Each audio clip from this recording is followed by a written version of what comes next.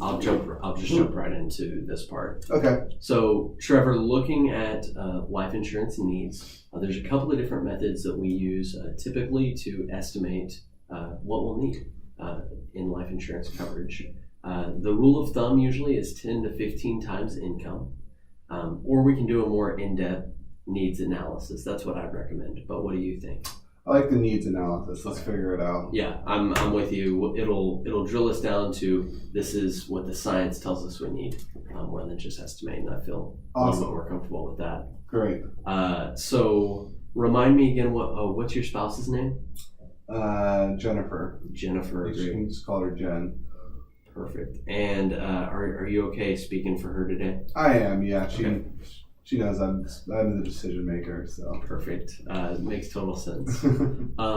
So the number one thing that we'll need is income. So what are you making? About 150,000. 150, and for her? About 100. 100. Great. You guys are doing a great job. Well above the average here in the U.S. So hats off to you.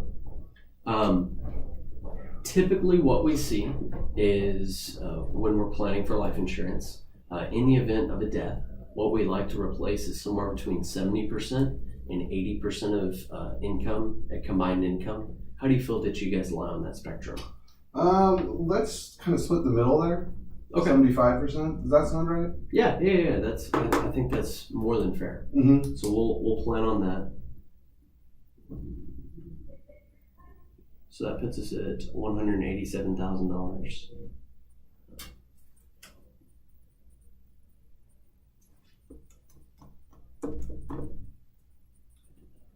There we go. Okay, perfect.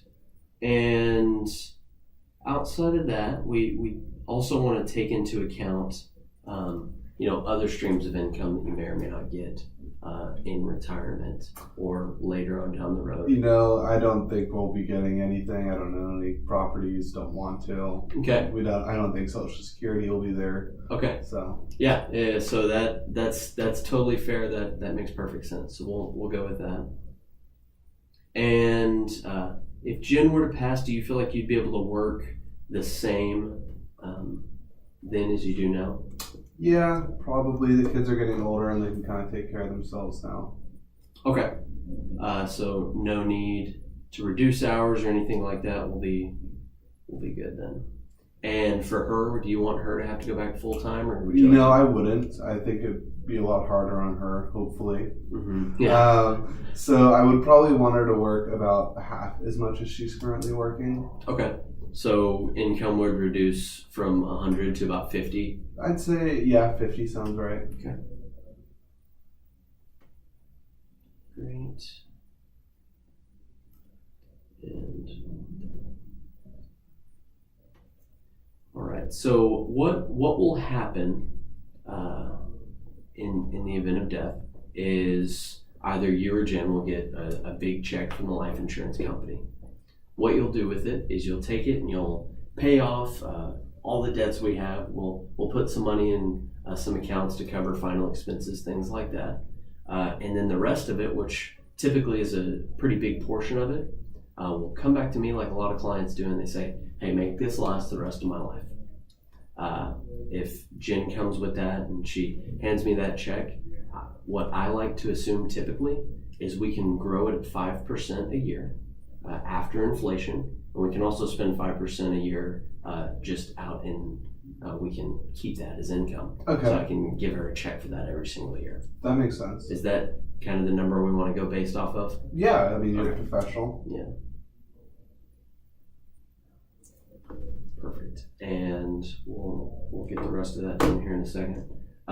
So as far as expenses or things that will be outgoing, number one, what we want to cover is final expenses. Mm-hmm. Usually, I estimate about $10,000 for funeral costs. How does that sound to y'all? Are you? Yeah, I don't know anything about funerals, so I trust you. I don't like looking at them or thinking of them. Yeah. 10,000 works then. And outside of that, we typically like to provide an emergency fund if it's not already there, of about 6 months of income, just so that there's a little bit of time, because is typically some time between a passing and when you're able to go back to work. Yeah. What do you recommend? Usually I recommend about 6 months of income. Oh gosh, what is that for me? So for you, that's about, we'll look at the shortage. 75,000? Yeah. Okay, yeah.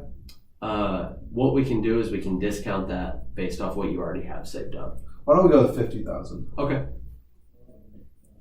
And what do you guys have saved up today for that? I don't want.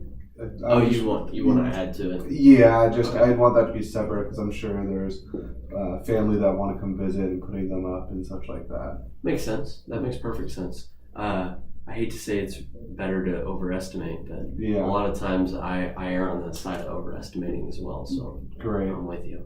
And for her, do you feel like 50 is the right number? Yeah, probably all the same. God knows that she'd be more of a wreck. Yeah. That's typically what we see. So I know that you said that your two kids are almost out of the door. Is college funding sometime? Completely taken care of. Great. I love. Two smart kiddos that are getting it full rides. Good. Yeah. That's great. Great to hear. Congratulations for sure. Yeah, thank you. Thank them for me. Yeah. I was gonna say that helps out the pocketbook a little bit. Oh, a lot. Any mortgage on the house? Nope, completely clear. Love it. You guys are doing a great job taking care of all of that. And any other debt out there? No, there's none. Okay. We're all squared away. Good.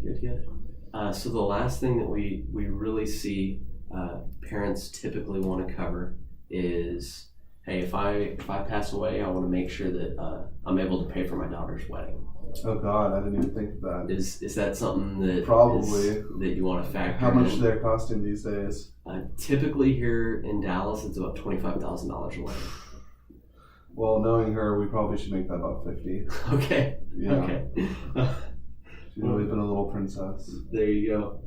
That's great. Perfect. So I'll take just a second here. I'll crunch all the numbers for you, and we will.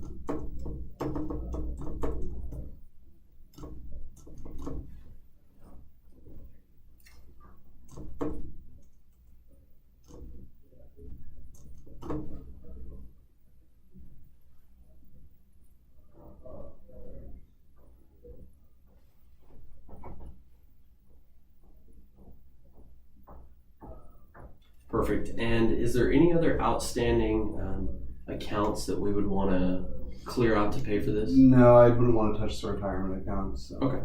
Perfect. And any other existing life insurance? Yeah, I've got 500,000 Okay. Is that something you own specifically, or something that's through the company. through the company? Okay. Yeah. Is that something you want to factor in on this? Yeah, definitely. Okay. Perfect. So we'll do that then.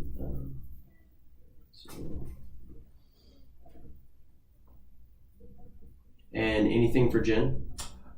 She has 100,000 through her company as well. Great. So we'll factor that in as well. So with that, it's showing that you need about $2.25 million in coverage. Oh wow, that's a lot. Jen needs about 750. How do those numbers sound? Sound good. Okay, perfect. So what we'll do is, what we ought to do is just figure out how to make it fit in your budget. Okay. Have you heard about the 5 types of life insurance? I have not. Okay, perfect. You get any. It is 802.